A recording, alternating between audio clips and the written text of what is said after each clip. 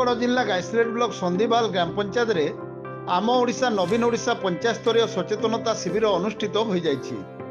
एही कार्यक्रम रे मुख्य अतिथि भाव में ब्लॉक अध्यक्ष प्रणय कुमार साहू जोग दे पंचायतर विभिन्न उन्नयनमूलक कार्यर एक पुस्तिका को उन्मोचन करथिले।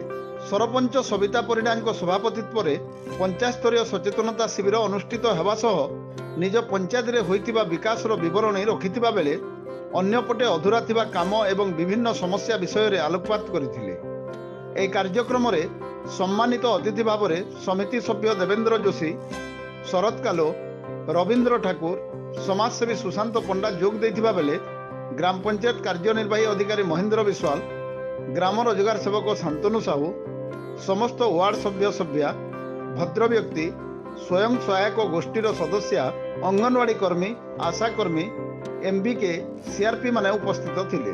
राज्य सरकार ग्रामांचल भित्तिभूमिर विकास एवं जनसाधारण सुविधा लगी कि प्रकार योजना गुड़िक रही ताहारी किपरि सुविधा पाई परिबे ताहाकु नै विभिन्न लाइन विभाग अधिकारी माने जनसाधारण को सचेतनता करथिले। एही अवसर रे विभिन्न स्कूल छात्र छात्री मानक द्वारा सांस्कृतिक कार्यक्रम परिवेषण सहित आम ओडिशा नवीन ओडिशा कार्यक्रम संपर्क रे पाला करमसानी डालखेई माध्यम रे स्थानीय जनसाधारण को सचेतन करा जायतिला।